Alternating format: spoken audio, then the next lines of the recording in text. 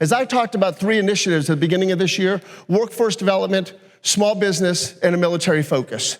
Well, what's gone on after that annual dinner, some of you may remember me talking about Vector. Vector is the Veterans Education Career Transition Resources. And what it is, it's down at Warner Robins has a facility like this. The state several years ago invested $10+ million to have an opportunity to come together with a woman named Colonel Ross. She's absolutely remarkable.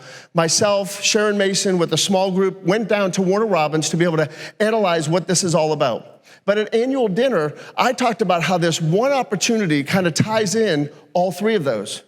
But now that the session is closed, and as the session began, remember, we were working together to look at a budget deficit, a budget setback of about 4% is what the Governor Kemp was asking our elected officials to do.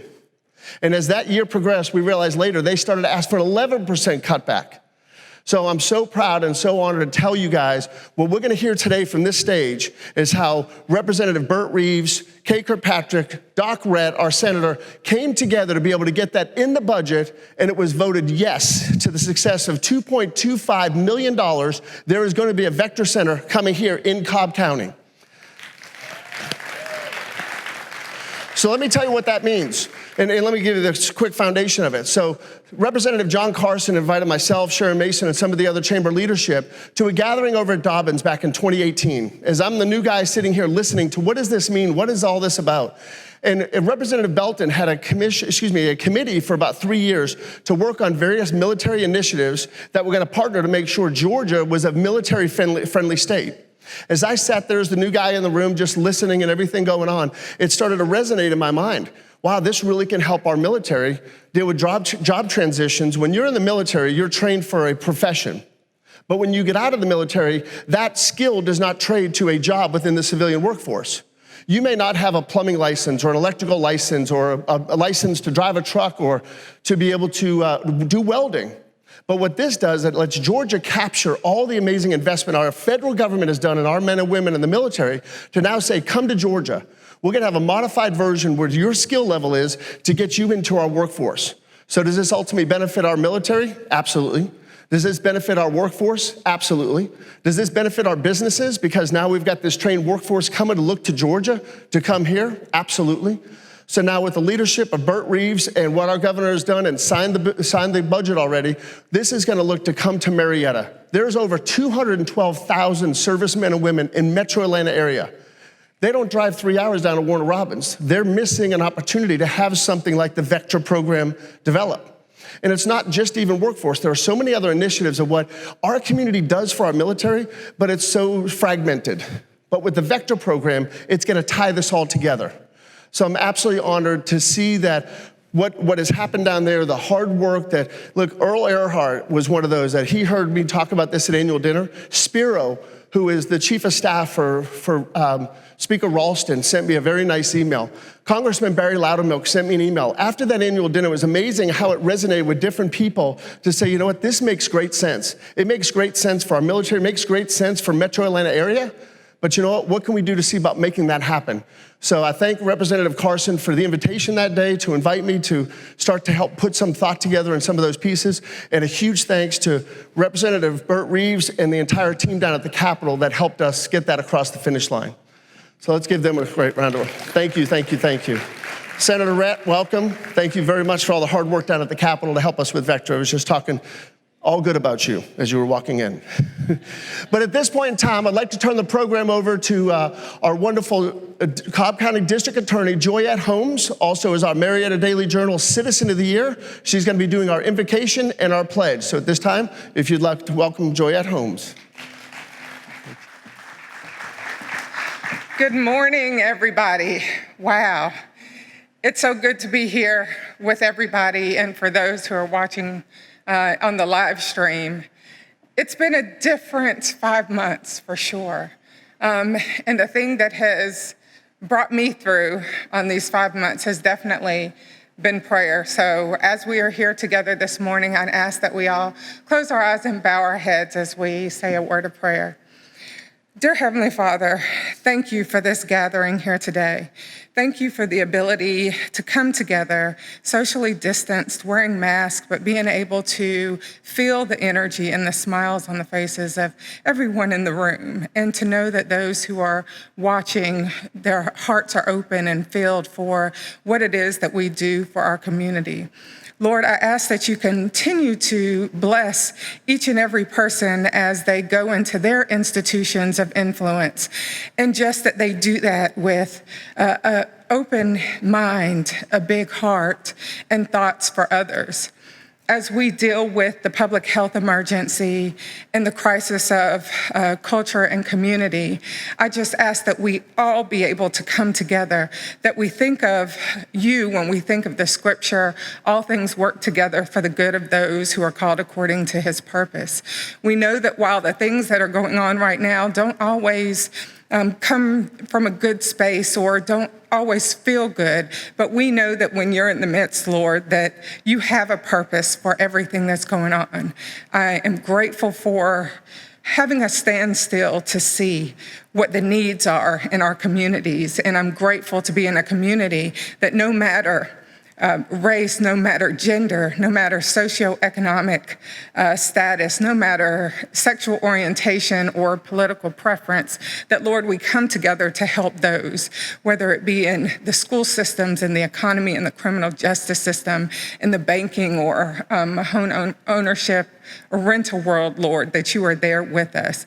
And again, I just ask that as you go in the hearts and minds of all of our leaders, community, political, and just know that the things that we have to work on together should not be led by partisan politics, should not be led by any other thing that would not be called according to your purpose, Lord, and that we'll do the things that we need to do for this community and the community beyond Cobb County. Lord, as we get ready to start this program, I thank you for the food that has been prepared for us. I ask that you bless it and only have it be for the nourishment, health, and strength of our bodies. Let no bad thing come of it. In your name we pray. Amen. At this time, I'd ask that you join me in the Pledge of Allegiance. I pledge allegiance to the flag of the United States of America and to the republic for which it stands, one nation, under God, indivisible, with liberty and justice for all. Thank you. Thank you, Joyette. And at this time, it's my honor to introduce our presenting sponsor today, which is Denice Companies. At this time, I'd like to turn the program over to the president of Denice Companies, Mark Denice, for his comments. Let's welcome Mark to the stage. Mark.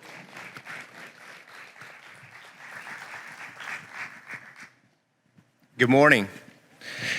Wow, you guys look amazing. And we all have on real pants today. This just about didn't happen. I just about text John, pants didn't fit, sorry, deal's off. As John said, I'm Mark Denice of Denice Companies, and thank you for all those that are here and for those viewing online. We are proud to be the Marquee Monday sponsor. Denice Companies is a full-service architectural signage company, and it was started 37 years ago in my parents' basement. I stand here today because of their sacrifices and perseverance to make this company a success. It's not easy to transition a family business from one generation to the next. I know many of you in this room know that. And many times that first generation will remind you of those sacrifices and challenges that they had to overcome to be where we're at today. Well, I have news for the first generation. Mom and Dad, it's the year 2020. I got a lot of material, so don't even bring it up right now. But we see the light at the end of the tunnel, and we're gonna get through this. We are extremely thankful to be the official signage partner of the Atlanta Braves and to reveal our promotional video of the Truist Park rebrand that is almost complete. Who wants to see some baseball? I know I do. Amen. You are all gonna be the very first to see this promotional video, so I hope you like it. If you know of anybody that is rebranding or doing a development, we provide signage from large to small, so we'd love to help them out. We'd love to talk with them. but we're excited to show you this today. So thank you all for being here, and we're gonna roll the video. Thank you, guys. It's time for a new beginning, a new era, and a new look. Together, we turn towards the future with renewed hope, focus, and determination. But we won't forget where we came from, because some things never change. At Denice Companies, it's been our tradition since 1983 to serve our city, our nation, and our world by creating innovative solutions to its signage needs. Here at Denice, we are no strangers to overcoming challenges. For 3 decades, we have been helping companies overcome obstacles and make their mark. We are committed to excellence and customer satisfaction, because when you succeed, we succeed. Now more than ever, we believe together our best days are ahead. From conception to fabrication and installation, our team of craftsmen are up to the task. We take pride in every detail because we know the world is watching and we'll be ready.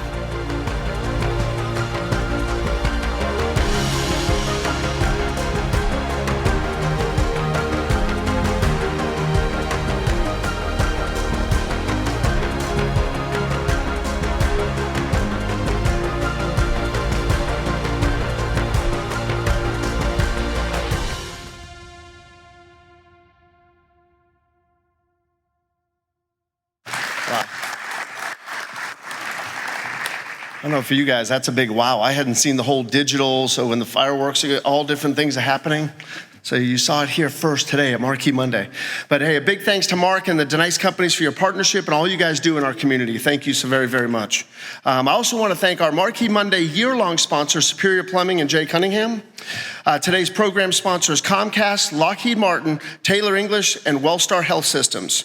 Also our host sponsor, Coca-Cola Roxy, the catering sponsor, Delaware North, and our production sponsor, Next Page Live Events Services, and Nunzio and his amazing team behind the scenes back here all the time, just absolutely remarkable.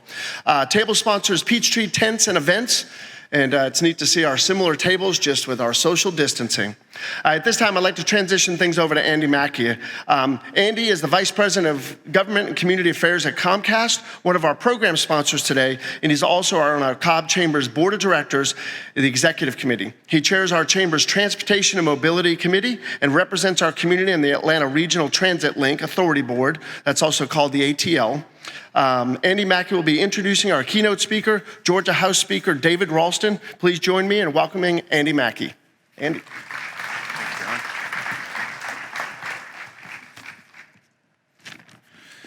So thank you, John, and thank you for your tremendous leadership that you've offered this chamber during these challenging times. I certainly appreciate the complexities of taking care of your own business over the past few months while still giving so much of your time to serve as chairman of the board.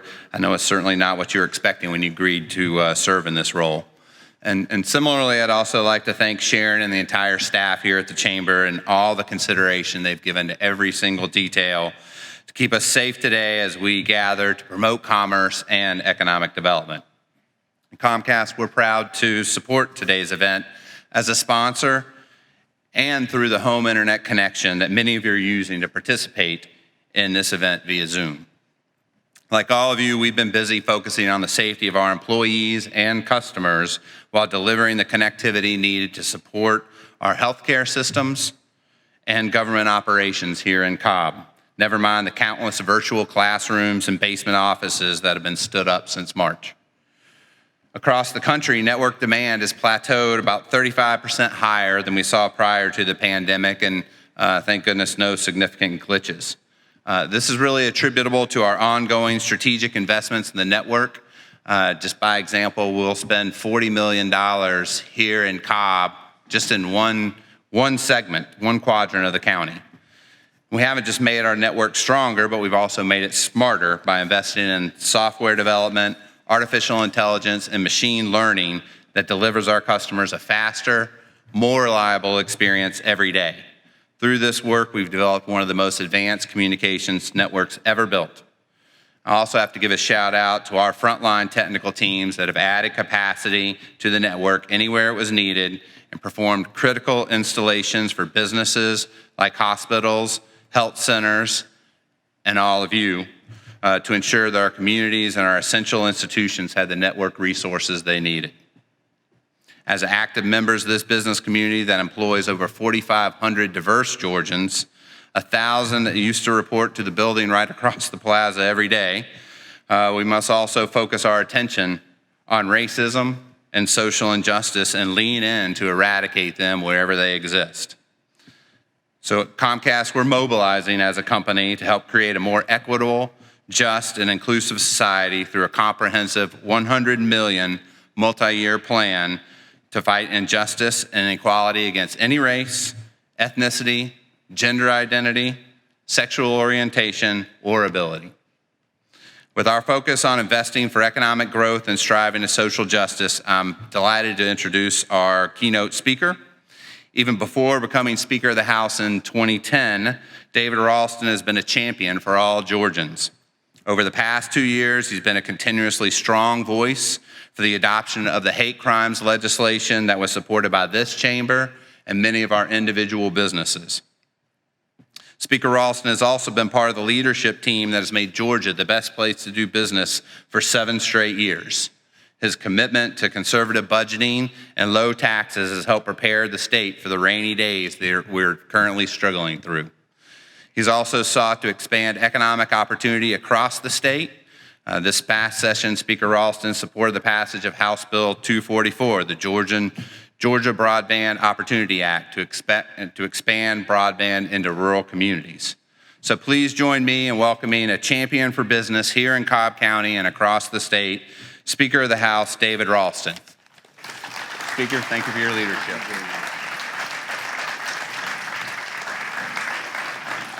Thank you very much. Now that I have this off, I'm going to talk longer. Thank you very much and good morning.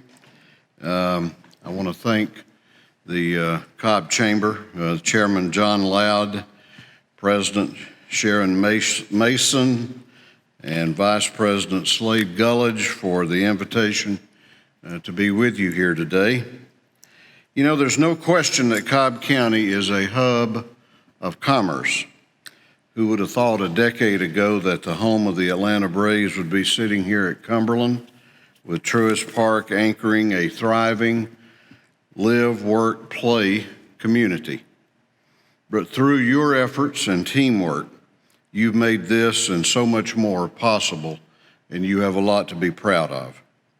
Speaking of teamwork, I want to offer my thanks to the outstanding legislative delegation you all have at the state capitol. I know some of them are here, in addition to Floor Leader Burt Reeves, Representative Anulowicz, Senator Kirkpatrick, and Senator Rett. You've got a number of our chairmen, Sharon Cooper, who chairs the House Health and Human Services Committee, Matt Dollar, who chairs the Creative Arts and Entertainment Committee, one of only 2 such committees in the nation, by the way. Chairman Don Parsons of the Energy, Utilities, and Telecommunications Committee, Chairman Ed Setzler of the Science and Technology Committee, and future chairman that I know will make you proud. Representative John Carson is all things tax policy, and he is a real go-to guy on the Ways and Means Committee. And nobody works harder or studies issues more in-depth than does John. Representative Jenny Earhart has proven to be exactly what we knew she would be, a much better Earhart than what you did have. A bright, energetic, and passionate leader, and there's so many others that I can't name them all. But, you know, working together this past session, we had a productive, if challenging, legislative session. As an amateur historian of Georgia politics, I recall some of the famous moments of past legislative sessions. Representative Denmark Groover climbing over the balcony rail to stop the clock before midnight on a day 40. the refusal of the Georgia House of Representatives to seat Representative-elect Julian Bond because of his views on the Vietnam War, and the roll call vote which elected Lester Maddox governor over the first place finisher from the 1966 general election, Republican Bo Calloway. However, never could we have imagined when the 2020 session began in January what lay ahead. As February turned to March, we watched as this thing called the coronavirus roared across China, Italy, Spain, and then onto our shores. By mid-March, it was battering Georgia. On March 13, I think for the first time in our state's history, we suspended the legislative session. As we left, we stepped into the unknown. How long would we be gone? Were we ready as a state for the large-scale human suffering that we knew was to come? And what would this do to our economy? By May, however, we were beginning to take stock of where we were and how we would finish the session. And in addition to rebuilding the state budget, we spent a lot of time in preparing the House for new conditions to keep members, staff, the media, and visitors safe. We had to change much of our daily business, and in the end, we kept everybody safe. And yes, we did mandate the wearing of masks in the Georgia House of Representatives. Then on an early May evening, as I sat reading in my Atlanta apartment, I opened an email of a shooting which had actually happened back in February in Glenn County. As were most all Georgians, I was immediately sickened and shocked. And it became clear to me in that moment that the murder of Ahmaud Arbery was an issue that we absolutely had to deal with as a state. A few weeks later, George Floyd died on a Minneapolis street with the knee of a police officer pressed to his neck.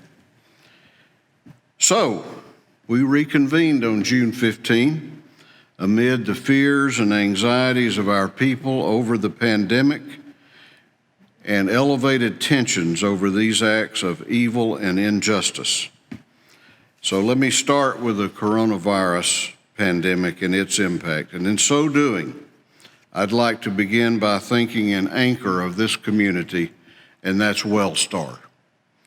With 24,000 professionals and 11 hospitals in the area, Wellstar is a shining example of why we have been able to meet this challenge head on. Their doctors, nurses, and other team members are on the front line of this pandemic, and we thank them for their continuing work. Despite their efforts and those of all of our healthcare professionals, more than 100,000 cases have been diagnosed in Georgia, and sadly, more than 2,900 Georgians have now lost their lives to this disease. That's a reality that we shouldn't and really cannot sugarcoat, and one which should make us redouble our efforts to control the spread. So, and I know you've heard this over and over, wash your hands, use hand sanitizers, wear your mask, and watch your physical distance when out and about. While we are by no means out of the woods, we've made a lot of progress in 4 months, and we continue to work to mitigate the risk posed by this virus. Earlier this year, we saw something we've never seen before. Our business community, mostly voluntarily, closed. We all recognized the seriousness of what had come to our shores, and gave our communities time to prepare and marshal resources for the ongoing fight. That wasn't without cost, economic and social. Some businesses failed. Jobs were lost. Schools were closed. And families were left without a lot of options in the short term. The impact to our state revenues was swift and dramatic. We had to pull $1 billion from our rainy day fund just to balance the books for fiscal year 2020, which ended on June 30 of this year. I have said publicly on a few occasions, and probably not enough, that one of the unsung heroes of this budget crisis is probably working in his garden in Habersham County this morning. But this state owes much to the leadership of Nathan Deal for his commitment and his just complete focus and all-consuming drive to leave a record amount of money in the revenue shortfall reserve account truly made the difference. Our projections for fiscal year 2021 fell more than $2 billion after the House passed our original budget in March prior to the suspension. That budget included raises for state employees and public school teachers. It also included an income tax cut for Georgia families. The impact of the virus required that we pause both of those initiatives for now, but they remain priorities for the future. We did, however, balance the budget without any furlough days for state employees and with no tax increases. And local school systems have a cushion of $3 billion in reserves to mitigate any impact to instruction. The budget also includes $20 million in bonded capital projects that will go to remodel or expand facilities at Kennesaw State, Chattahoochee Tech, and both the Cobb and Marietta public schools. Another important budget priority was the addition of nearly $20 million to extend postpartum health care for new mothers. Our state sadly has one of the highest rates of maternal mortality in the nation. In my view and the view of our House of Representatives, that's unacceptable. The #1 state in the nation in which to do business cannot be among the worst for new mothers. I want to thank Chairman Sharon Cooper for leading the fight on this critical initiative. Her dedication to this cause was strong and unwavering, and the positive impact of her efforts will touch lives in our state for many years to come. Chairman Cooper also championed the cause of reforming standards and practices for elder care in Georgia. Thanks to her efforts, residents at nursing and assisted living facilities will enjoy a higher standard of care. These two initiatives, health care for new mothers and better standards for elder care, fall under an umbrella that we call creating a culture of life. For our House, it is a priority to enact policies that are family-friendly and put the health and future of our children first. We did that again this year in the House by adopting the state's first paid family leave policy. That policy would have given state employees and school teachers, some 240,000 of them, 3 weeks of paid leave to welcome a new addition to their family. It would have applied to either parent and would have covered the birth, adoption, or foster care placement of a child. Despite nearly unanimous support in the House, our friends in the Senate couldn't get around to passing this important measure. While our policy wouldn't have been nearly as generous as many in the private sector, it says a lot about what we value as a state. Our employees and teachers deserve that benefit, and with your help, I am hopeful that we can prevail upon the Senate to join us in that effort next year.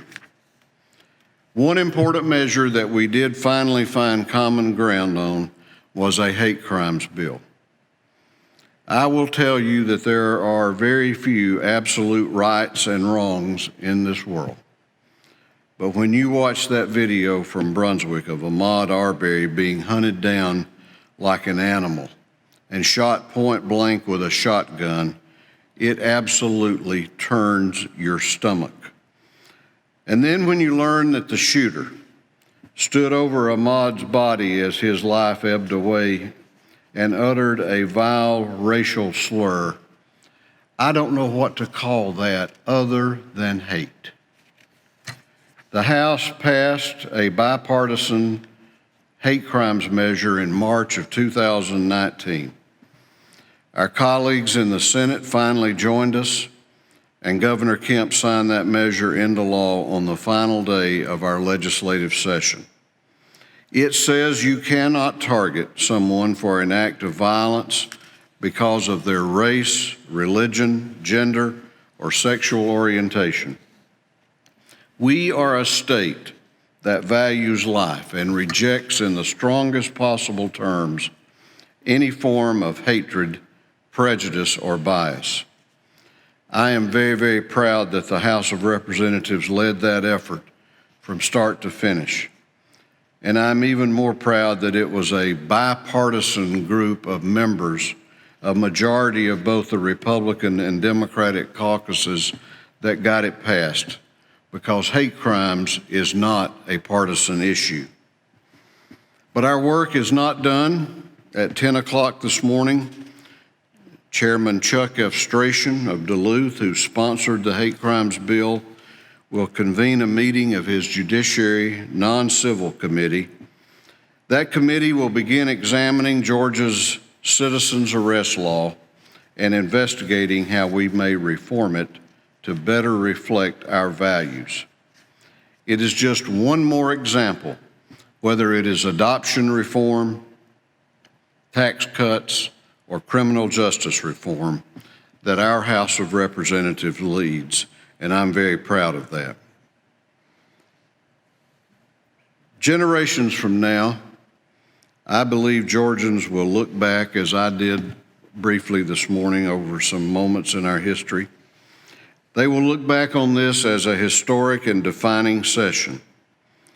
And I hope they will say that despite the uncertainty and the trials that we faced in this time, that Georgia stood up and boldly declared that we are still a state busy moving forward, and we are committed to seeing that our brightest days are still ahead. I truly believe that we'll come through our current challenges, and with your help, we will emerge more united and stronger than ever. Thank you again for being here. Thank those of you who are joining us by live stream. And thank you for what you do to keep Georgia the envy of the entire nation. God bless our great state, and may God continue to bless America. Thank you very much.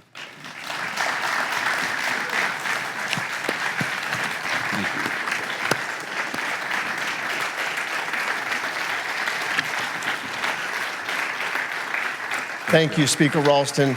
Thank you for your continued leadership for our great state of Georgia. It's, as Andy Mackey said earlier, with being #1 state for 7 years in a row doing business, we know you're an integral part to help us continue to do that. So thank you so much for joining us today. Thank you, sir. At this time, I'd like to turn the program over to someone that's going to introduce our panelist and our moderator. Mr. Trey Paris is the managing director for Taylor English Decisions. They are a remarkable firm here locally. They were so critical in helping us with Earl Earhart, Jonathan Crumley, the entire team that's over there that helped us with the Vector program and the communication that went down at the Capitol. So at this point in time, I'd like to welcome to the stage Trey Paris.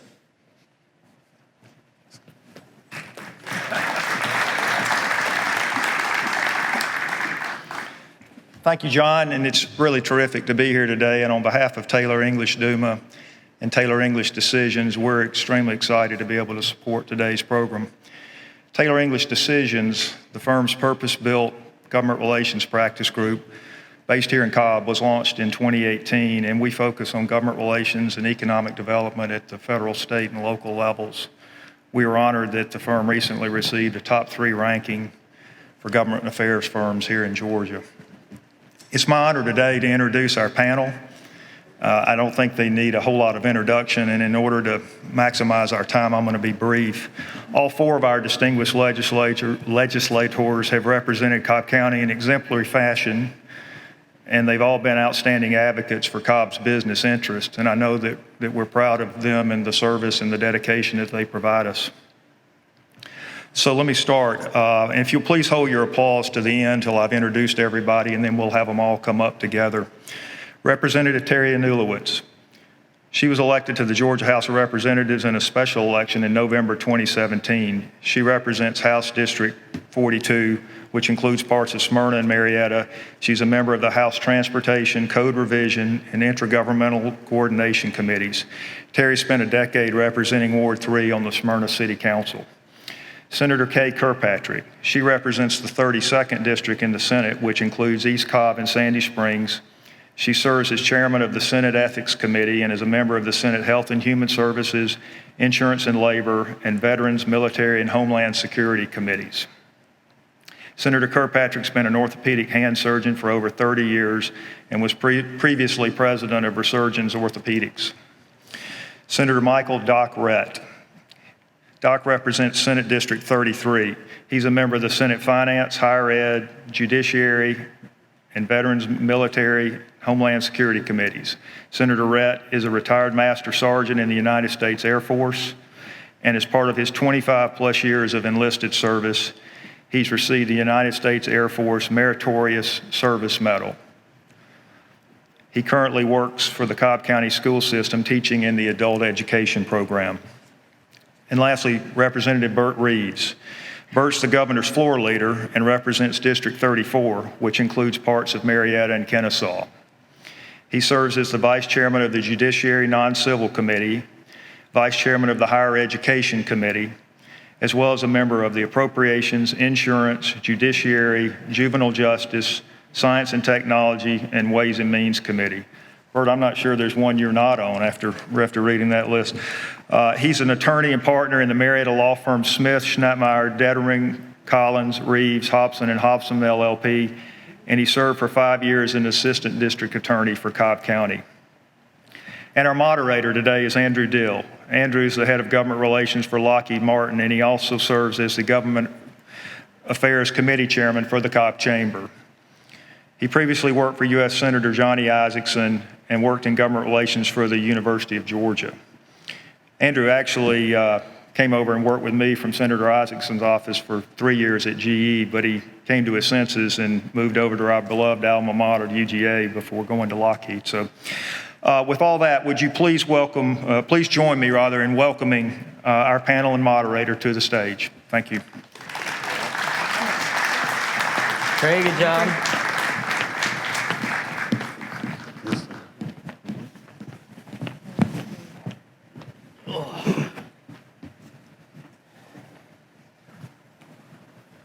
Well, thank you, and I want to just add to what Trey said, just thank our delegation for their service, especially during a difficult time. We are really lucky in Cobb to just have, I think, one of the most impressive delegations in the state that work in a bipartisan way to serve this chamber and our business community here. I know we have those who are on stage, and Representative Carson's here in the front row as well, but just the great work that all of you do. So with that, we'll dig right in. So this was the longest session in Georgia's history. The final 2 weeks were a record-setting pace with the break that we had to take to do the last 10 days due to the COVID-19 health precautions. What are you most proud of, or what stands out to you the most from this session? You want me to go first? Go ahead. Thank you, Andrew. And first I want to say, as a musician, as a rock and roll musician, I like this right here, okay?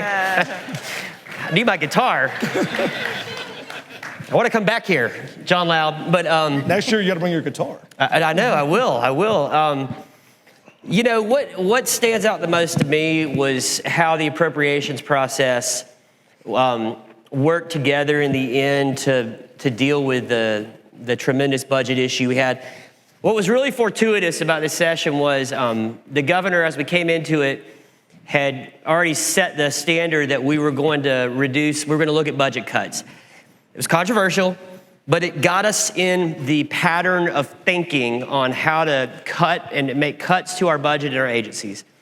We didn't realize how useful that was going to be a few months down the road once the economy went south. But we had already gotten into that practice of thinking in terms of how to do more with less.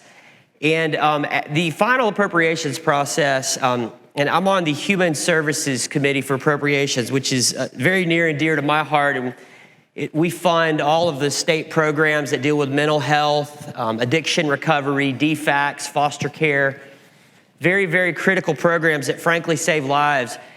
And what we saw happen was the appropriation chairs of so many other committees that fund so many other aspects of our state actually give and cut more than the 11% from their budgets so that human resources would have less, there would be less of a cut to those programs.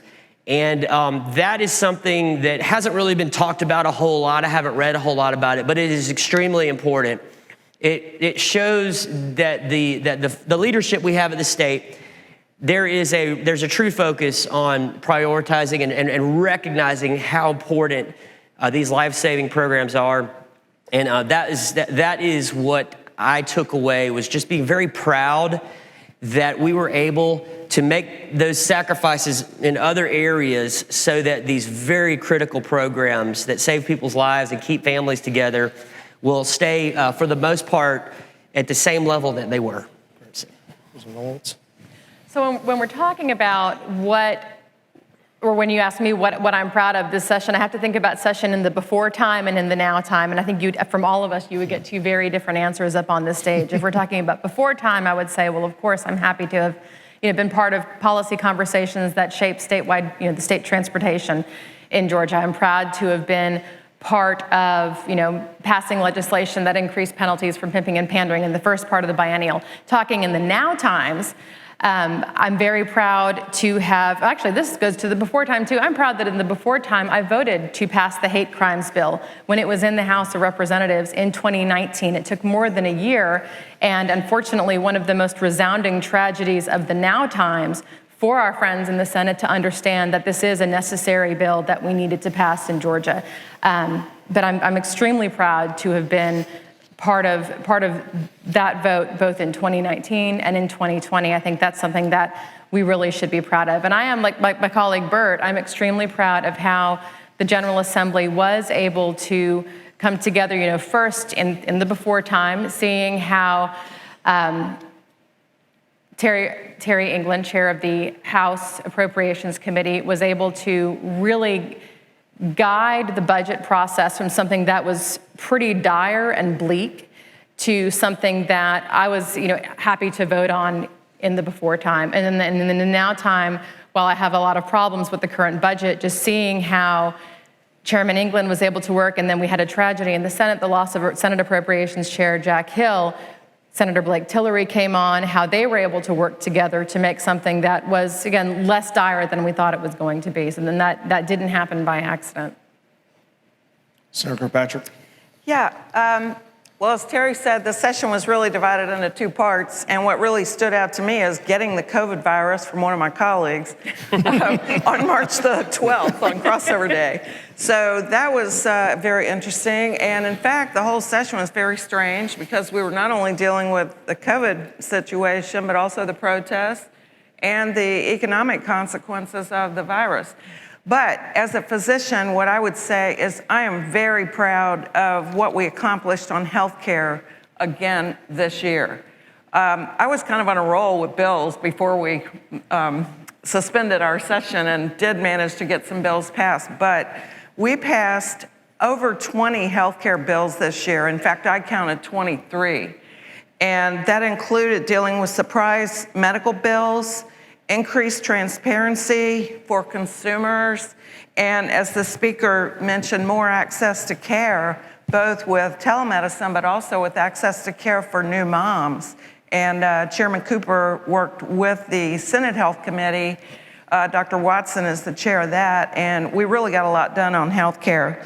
There's always more to do, but we made some big steps.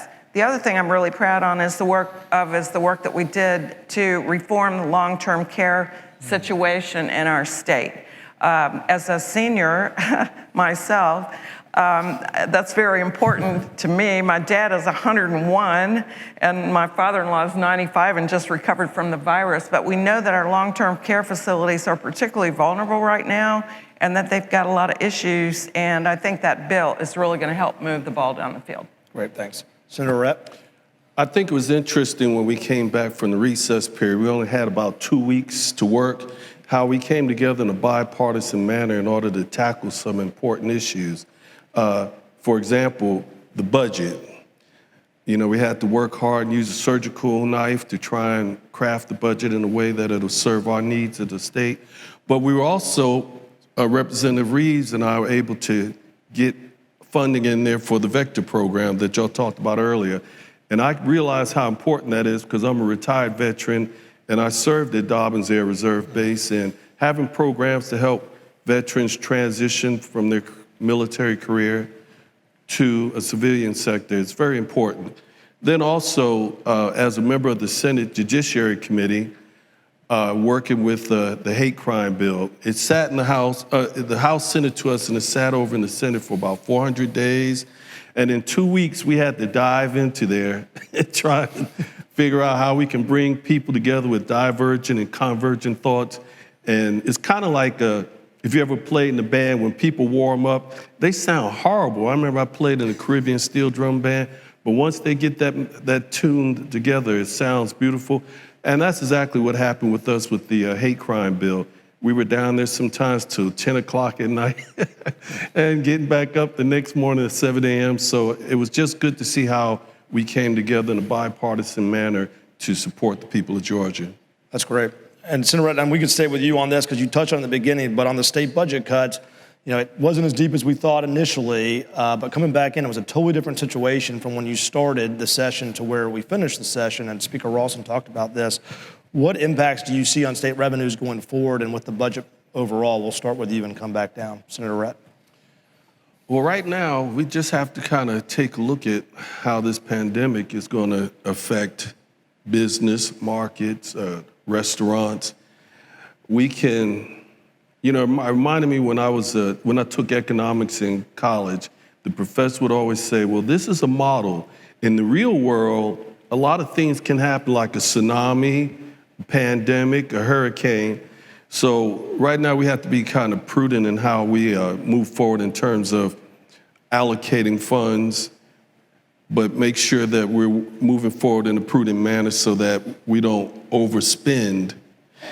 We have a joke in the Senate. We have a senator who's leaving always talk about where everybody comes there with a bill. She says, do you have a fiscal note? And I think that's an inside joke. We have a senator always tease us about that. And I think we have to keep that in consideration before we spend. Is it frugal? Are we spending in an appropriate manner, or are we overextending our needs? Senator Kirkpatrick? Yeah, my opinion, we have to get control of the public health crisis before we're going to get control of the budget. And so we have to continue working to live in our new normal and do the things that we need to do to get that behind us. But one thing we did that was helpful was we passed the Marketplace Facilitator Bill, which actually levels the playing field between internet sales and brick and mortar, our local brick and mortar retail. And I think that's helpful. We also have to look for new sources of revenue. And I would say we were not very successful on that this year, but we did add vaping to the tax structure for tobacco. And that was at least a step towards trying to find some more revenue. That's not the only reason that that bill was important. And then, of course, we voted to cut our pay, which was a drop in the bucket, I would have to say. But I think it was important that we are at least trying to feel the same pain that the rest of the state is feeling right now and making that statement. But yeah, the bottom line is I think we got to deal with the public health issue or the budget is not going to quickly get better. Representative Nolowitz. Yeah, I don't think there's any way the budget situation that we look at for FY 2022, we'll start looking at that in less than a year from now, is going to be any different or brighter than the budget situation we just dealt with a couple of weeks ago at the Capitol. And I think that we need to be very realistic as we set expectations, both for state agencies and both for as we talk about revenues. Senator Kirkpatrick mentioned talking about the vaping tax. We talk all the time at the Capitol about how policy needs to keep up with emerging technologies. Usually when we're talking about that, we're talking about something like the marketplace facilitator fee or how we talk about ride sharing as part of transit. But we really need to think about that comprehensively. I think, for example, we need to not talk about a tobacco tax anymore. We need to start thinking of it as a nicotine tax, because there are a lot of products that don't have tobacco that have an awful lot of nicotine. So I think we need to really rethink how we approach policy matters that we might have given the same lens and looked at through the same set of eyes for the past 10, 20, 30, 50, 80 years. And I think that we would be remiss if we didn't do that going into the session. With this current budget, we cut almost $1 billion in public education funds for K-12 education. That's a problem. That's something that everybody in this state is going to feel. We don't have any reason to think we're going to be able to put that money back in the budget next year. And yes, some of that funding, those cuts may be offset by federal funds that we hope are going to be coming in. But again, the situation is probably not going to be any different for the next budget cycle. And we don't know how long we're going to have these massive infusions of federal funds coming in. So we have to really think about what we're going to prioritize also, while we do know we're going to have to continue to cut things. Representative Reeves. Thank you, Andrew. There's a whole lot of business ownership represented in this room and represented virtually that's tuning in. And, if this year was a football game, then the first quarter was January, February, and all of our businesses were winning. And then the second quarter happened, and we went into halftime, and we were getting clobbered. And what did we do at halftime? We readjusted our game plan, and we figured out what we needed to do. We figured out how to telecommute, where we before didn't think that was possible. We figured out how to do more with less. And that is exactly what our state is going to have to continue to do over the next year. Is we've got to figure out how to do more with less. And you know what? We can do it. We can figure out how to do more with less. Every single one of us do that. And it's probably, my guess is next year, we won't see our revenues bounce back to where they were. So we're going to have to work it and figure out how to do more with less. And along those same lines, and I think some people may debate this, and we've had different discussions about this, what we saw another effort on kind of tax incentives and economic development incentives to bring things to the state. So even on film, there was another bill that dealt with R&D and energy tax credits. Where do you see that going and kind of the future of economic development in a time of belt tightening where those kind of things, really get evaluated? Start with you. Well, it has to be balanced. I mean, we've done some work over the last few years to analyze where the state's winning and where the state's losing on some of the incentives. And, some of these incentives are very important because they bring industries here where there's a net gain for the state. And we really have to carefully look at, are we maximizing those incentives? And there are arguably some that we need to scale back in. But that's complex issue. Yep. Representative Nolowitz. Yeah, what I think is important with tax incentives, and if you want to have an example of how tax incentives I think can be a pretty great thing, look not just in this building, not just outside this building and in the Battery, but look at all, this is my district, so I know it pretty well. Look at all of the development that's happened around here in the past few years since the announcement of the Braves moving here, and I think you see why tax incentives are important. And it's important not to lose sight of the intangibles when you're talking about the tangibles. So of course, I'm a big fan of the film tax credit. Speaker Ralston mentioned the working group for creative arts and entertainment. I'm very proud to have been appointed to serve on that working group, and we've spent a lot of time talking about the film tax incentives in Georgia. We've spent, Representative Carson there has thought a lot about those tax incentives. We spent a lot of time talking about the economic analyses of those. We looked at 3 different economic analyses of those incentives in the before time. And we need to make sure, again, it's easy to talk about the quantifiables when you're talking about tax incentives, and I think Representative Reeves alluded to this. You have to think about the non-quantifiables. For example, when you look at those economic reports, you don't see that when a film production used the Campbell High School football stadium several years ago, they ended up repainting the entire stadium. That means me, as a taxpayer and as a Campbell High School parent, none of my tax money had to go to repaint that stadium. So you have to really keep in mind the halo effect when we're talking about these incentives, and you have to be very careful not to look at them through just some kind of a blanket sledgehammer. Senator Patrick. It's hard to argue with wanting to bring businesses to Georgia, but I think all of us would probably agree that there has to be some accountability built into that process. And we've got tax credits on the books from 30 years ago that nobody really knows why they were there.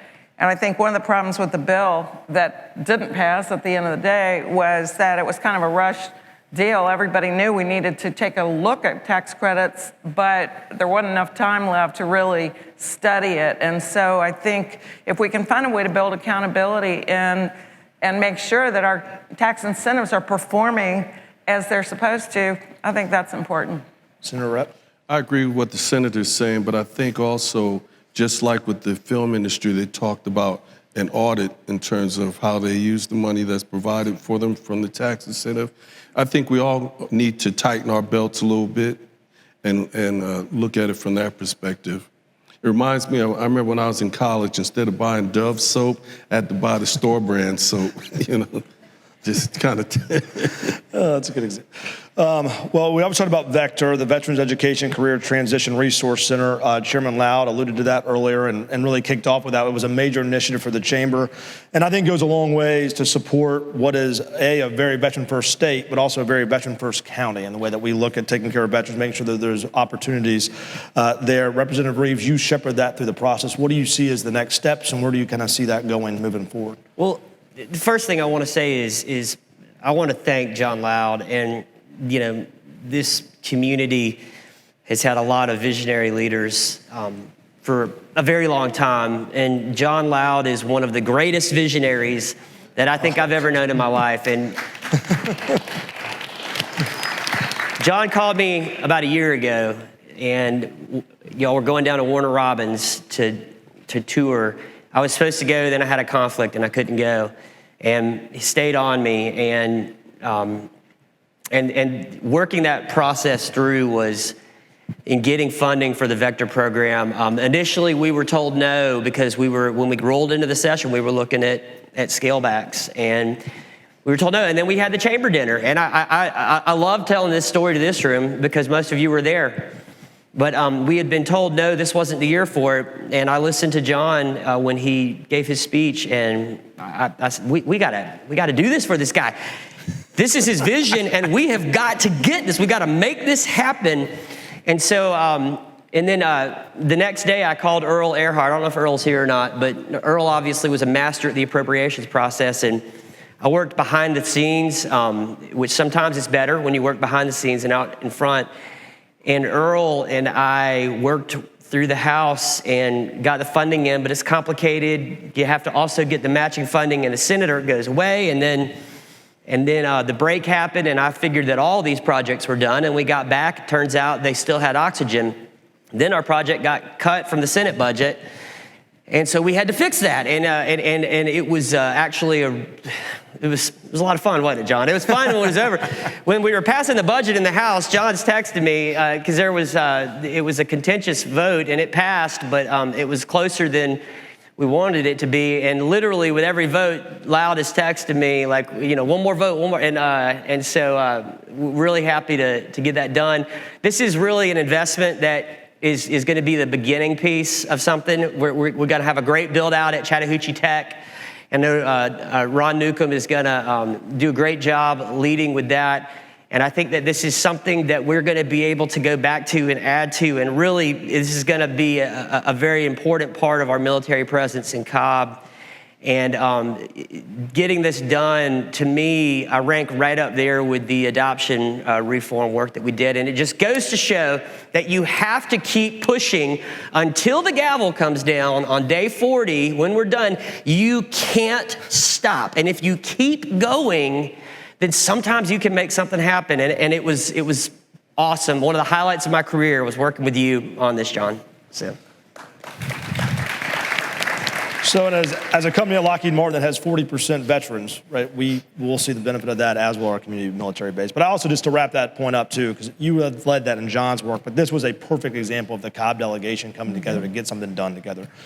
So in that same vein, the Save Our Sandwiches bill received tremendous bipartisan support. Senator Kirkpatrick, you led that, really championed it. It was in the MDJ, I think 3 or 4 times we were talking about that bill. But you led that effort and was sponsored and carried exclusively by the Cobb delegation. Can you tell us what this means for the nonprofit community in Cobb and around the state?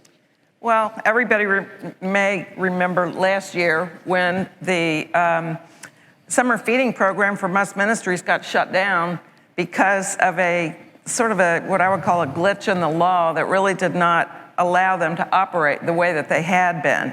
And so I worked with other people over the summer with the Department of Public Health, and we finally came up with a compromise that could pass, and that will save Must by itself $250,000 every single year.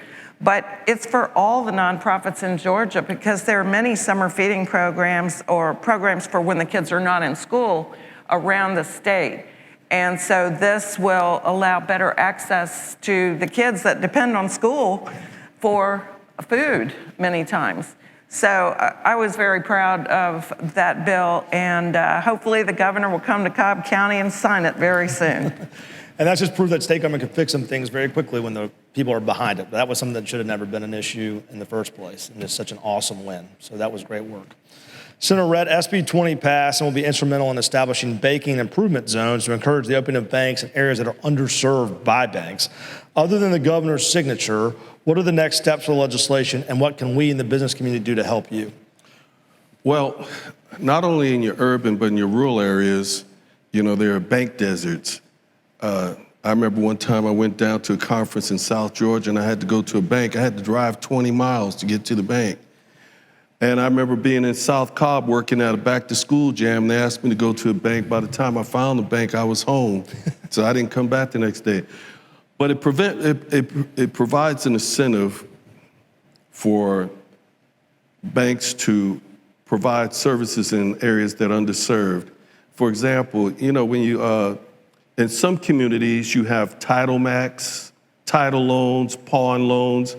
And we had a bill this session, I can't remember what happened to it, because in some of those places, check cashing, we had to pay a fee, where people don't get an opportunity to build up a credit history or relationship with the bank, they have to go to these places to get a loan. And if you're late on a payment, your interest rate can go up to 300% or higher.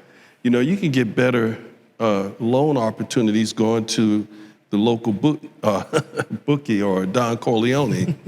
But when you mix this together with tax allocation districts, community improvement districts, and you have money there, you have people who build up a good credit rating and good relationship with the bank, it can be a stimulus to stimulate a community to grow, where in the past, when they spent their money, it just went out of the community. Or if they cashed their check, they're charging about 5%.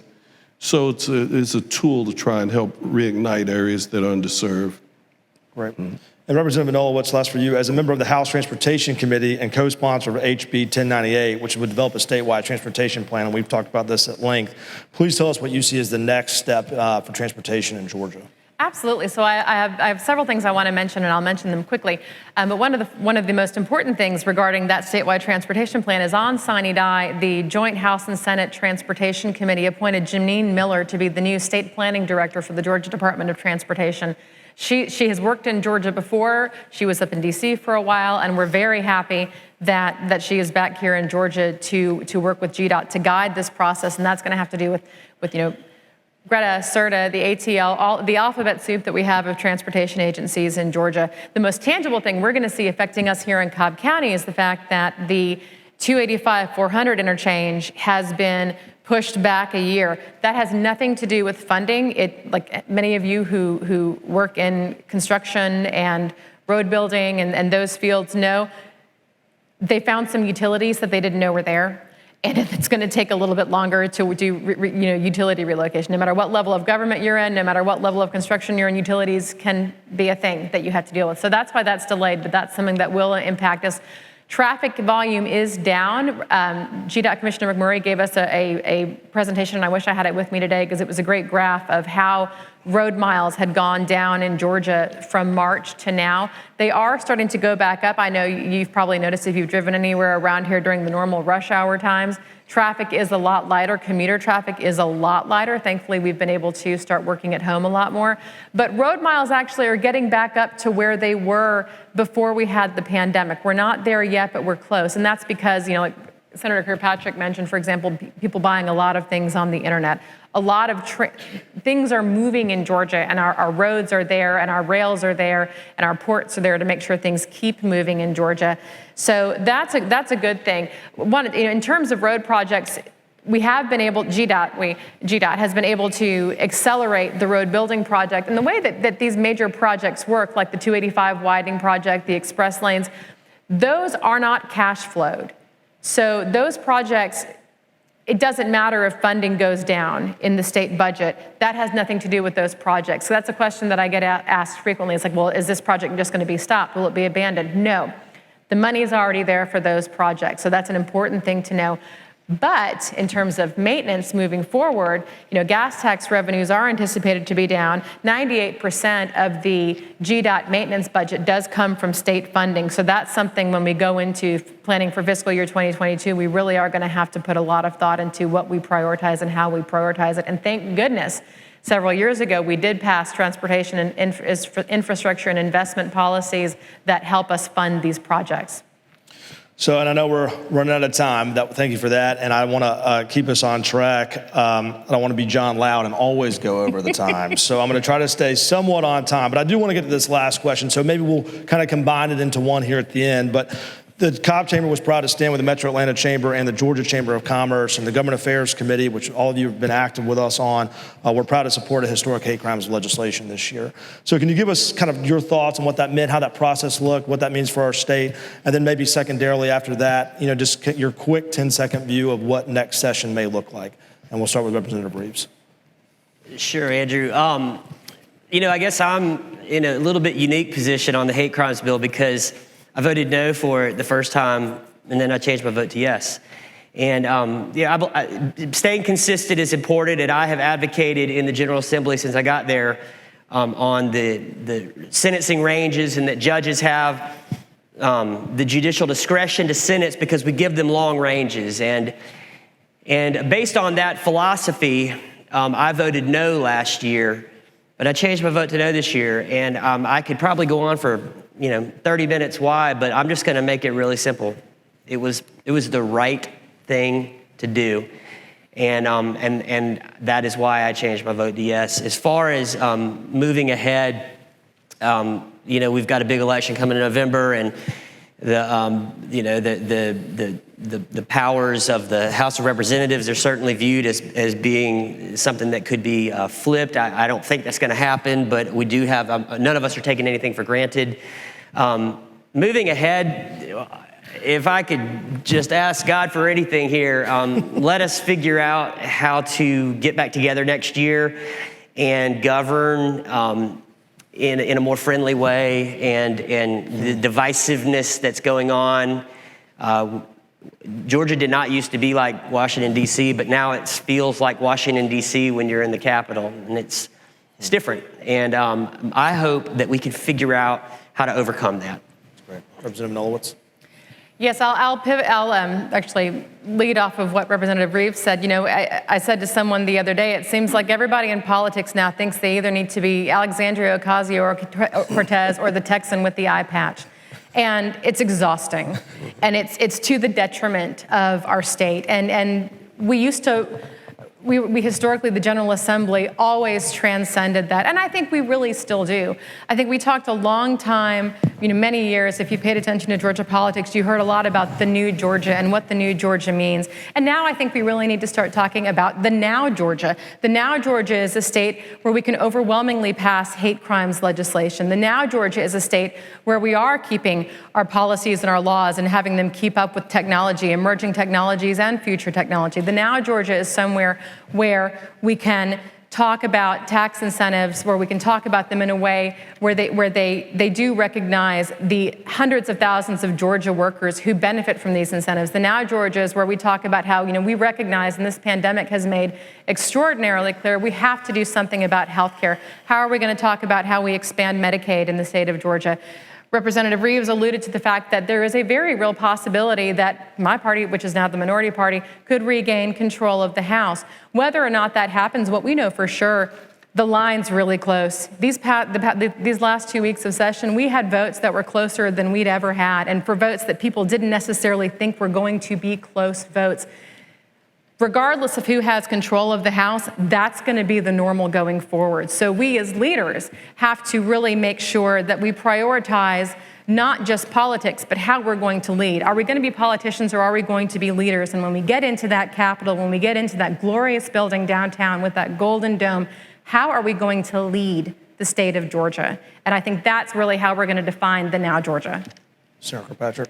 Yeah, well, I was proud to support the hate crimes bill. And I have to give a shout out to Lieutenant Governor Duncan, who really took ownership of the process in the Senate. And that's how we got it done. I was also very proud to support our first responders who have the worst job in America right now. Mm-hmm. And we did give them some additional protections, and I was happy about that. With regards, and I think the bill sends a strong message to people in the state, the country, and the world about where Georgia is on hate crimes. But about next session, you guys may or may not know this, but we function, at least in the Senate, I can't really comment on how the House operates, but in a very collegial way. And we are able to listen to each other and have relationships across the aisle, so to speak, that lead us to problem solving. And I think that's not widely appreciated because we see so much negativity and polarization.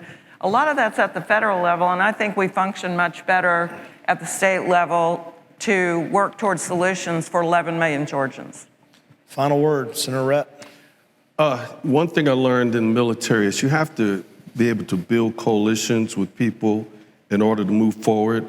I remember the drill sergeant, he used to say, Rhett, you're lower than a maggot's anatomy. Your memory is short as my pinky.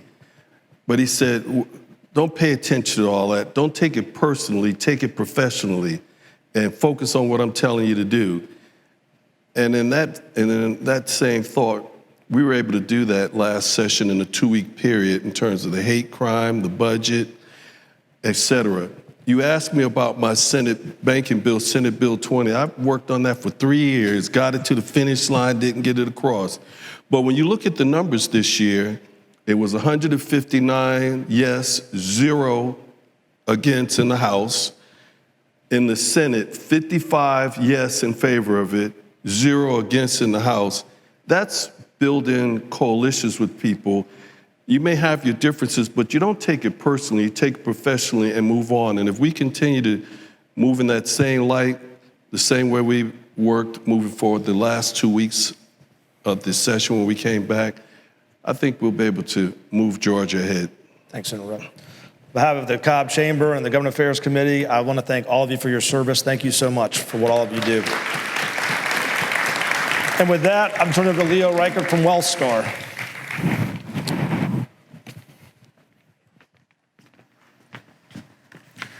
Good morning.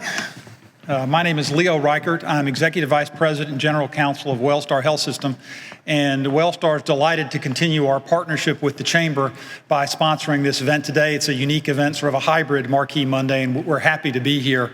The last time I spoke at what was then a First Monday breakfast was February 6, 2017. I don't know if any of y'all remember what date that was. That was the morning after the Falcons lost the Super Bowl. So this is much better than that, actually. We're very happy to be here today to sponsor the speaker's remarks in this legislative panel. And we join you in thanking them for all their hard work during this session and the progress that they've made on promoting sound policy in Georgia to protect the business community and on behalf of Wellstar to help support public health and the things that we're doing. One particularly significant bill that I didn't hear, although I was backstage for part of it, that we'd like to say thank you to these folks for, and also the governor and the lieutenant governor, is the COVID-19 Pandemic Business Safety Act, which some of y'all may have heard about. And it was a bill that put into law the liability protections that the governor set out in his initial executive order. And it's going to protect businesses like Wellstar and then small businesses and large businesses like those that are represented in this room from frivolous lawsuits. One thing we don't need out of this pandemic is to make plaintiffs' lawyers richer. We need to make sure that we can protect the businesses that are open and provide sort of common sense guidance on that. And so we're very appreciative of the governor, the lieutenant governor, the speaker, and the General Assembly for passing that sort of common sense legislation. It goes without saying the past few months have been unlike anything any of us have ever faced, and that includes us in the healthcare community at Wellstar. Yet we've worked together as partners with the business community, with the nonprofit community, and with the government to try and help care for Cobb County citizens during this pandemic. So we want to say thank you to all of those business community leaders and legislators who have helped us in caring for those citizens. We appreciate what they have done and what they're continuing to do. Now, many have rightfully celebrated our entire team, and particularly the frontline workers as heroes. And a lot of us think about the doctors and nurses as those frontline heroes, but there are a lot of them. So we've got therapists, we've got techs, we've got environmental services who come in and clean the rooms every day. We've got food service folks who come in and feed people every day, who are right there on the front line of the pandemic, and they are rightly recognized as heroes. As we gather today, we also have to recognize that continuing to fight the virus will require the same level of commitment and determination that we've had for months, if not more. We cannot lower our guard now. We need to increase public awareness and education. We need to support public policies that can help save lives. We need to make decisions that best serve the needs of our communities. As one of the largest and most integrated health systems in the state, Wellstar serves about 1 out of every 6 Georgians. And we take great pride in understanding and meeting the individual needs of all the communities that we served. And that commitment was restated earlier this year. You may have seen we've got some new branding. We've got a new Wellstar Health System logo, and we now use the moniker providing more than health care, providing people care. And we hope that you've seen that to be true. And during this time, people care means integrated world-class care for those patients who are suffering from COVID-19. Our physicians and nurses are collaborating with leading health systems around the country. We're working with our health system partners in Georgia, and we're identifying best practices in treating folks who come in with COVID-19. We're participating in clinical trials, in research, all those things you've read and heard about, we're very active in. But it also means working with our community partners. So you may not know that we work with a large congregational health network and a number of other nonprofit partners. We've distributed tens of thousands of masks in the communities that we serve, safety kits. We're partnering with folks on food insecurity. We're doing a lot. All of this is important as we work through the pandemic. People care also today means that Wellstar's facilities are open to safely serve your health care needs. Doctors' offices and outpatient centers are open today, and you can safely come to the hospital for non-COVID related care. We've seen far too many people who have suffered from delaying needed care, and we want you to know that we are open and we are here to safely serve you today and tomorrow. As we continue to move forward, we are preparing to open the Kennestone Emergency Department, the new Kennestone Emergency Department that you've seen going up for the last couple of years. We're going to have a soft opening of it this week and transition care into that new facility. At 263,000 square feet, it's going to be the second largest emergency department in the United States and one of the busiest. And it's going to allow us to provide increased emergency care and trauma care, not just for Cobb County, but for all of Northwest Georgia. So every day, our 25,000 team members serve as caregivers, researchers, healthcare advisors, community educators, and in many cases also conveners of groups that positively impact the health and well-being of our communities. We're committed to this work, and we know that you are too. So again, I want to say thank you to the community leaders and legislators in this room who stand side by side with us during this pandemic and beyond. We truly appreciate your support. And don't forget to wear your masks. Thank you. Thank you, sir. Thank you, Leo. And thank you, Andrew Dill. And thank you for our state legislators and their leadership for this great state of Georgia. At this point in time, we've got an amazing award we're going to present and then a few quick announcements. So at this point in time, our 2020 chairwoman for Cobb Executive Women, I'd like to welcome to the stage Heather Corbin. Heather. Good morning. My name is Heather Corbin, and as the 2020 chair of Cobb Executive Women, I am honored to represent our nearly 100 members. Cobb Executive Women is dedicated to cultivating mutual, beneficial, and supportive professional relationships among executive women in Cobb County. This is accomplished by providing diverse opportunities for educating, inspiring, and empowering women leaders to achieve their full potential. Today, we are celebrating the 29th anniversary of the Woman of Distinction Award. Since 1991, the Woman of Distinction Award, formerly known as the Glass Ceiling Award, has been given to an individual who has demonstrated exceptional leadership through her professional endeavors, community involvement, and social responsibility, thereby supporting and advancing her community and respective field. This award has been bestowed upon an impressive group of honorees, including our 2019 winner, Director of Operations at Wintech, Inc., Ms. Allison Giddens. And now, it is with great pleasure that I present the 2020 Woman of Distinction Award to a most deserving recipient. This year's recipient demonstrates exceptional leadership through her professional endeavors and community involvement. For the past 3 decades, she has been president of a third-generation, family-owned and operated company, S.A. White Oil Company, the first supplier of biodiesel and environmentally friendly fuel in the state of Georgia and fuel supplier for the greater Atlanta area. She has made a name for herself in a male-dominated industry. She was the first female board member for both the Georgia Oilmen's Association and ConocoPhillips National Marketer Council. She is not only a savvy businesswoman, she is also highly dedicated to serving her community. She's actively involved with and serves on the board of directors for the Earl and Rachel Smith Strand Theater, Live Safe Resources, Cobb Community Foundation, Gateway Marietta CID, Sweetwater Mission, Boy Scouts of America Atlanta Area Council, and the Wellstar Foundation Board of Trustees. She has chaired various events and committees within these organizations and others. Our winner has received numerous awards and recognitions, including Cobb Citizen of the Year, Marietta Citizen of the Year, YWCA's Woman of the Year, Rotarian of the Year, Siegel Institute's Phenomenal Women of the Year, and Marietta School's Alumnus of the Year. She's a tireless community servant who has made a tremendous impact on the community for years. As stated by her nominator, Allison Giddens, she's tenacious, smart, and pushes things she is passionate about. And as you can tell, she's very passionate about her community. Please join me in congratulating the winner of the 2020 Woman of Distinction Award, Kim Gresh.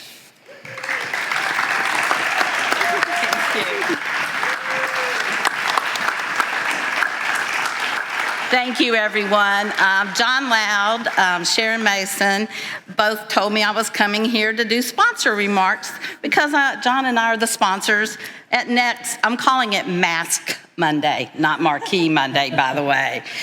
So totally caught off guard. Thank you, everyone. In this crazy world we're living in right now, and the just anxiety-filled every single day of life, whew, thank you.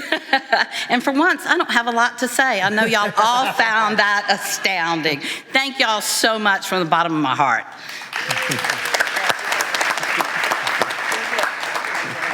Let's do a quick Well, ladies and gentlemen, it's my absolute honor to be able to get the opportunity to share this news, not only for Kim, but from our state legislators and everything. A huge thanks goes out to Mark Jacobson, Rhonda, for the Jacobson team, for all the gifts that they provided each and every one of our speakers today. I do hope that you'll put on our calendar for next month. Some of those that are watching virtually today, we've got a virtual seat at the table for next month. We've also got room in the seat where this happens. We'd love to welcome you to join us for Marquee Monday, where we do our social distancing. Again, a huge thanks to Dr. Ron Newcomb and everybody that we talked about from the Vector Initiative. I know that you'll be hearing a lot more about that as we get close to the days. Huge thanks again to the Denice companies for your sponsorship today, Superior Plumbing, and the other sponsors that join us to help today make today possible. And with that, we are adjourned. Thank you so very much.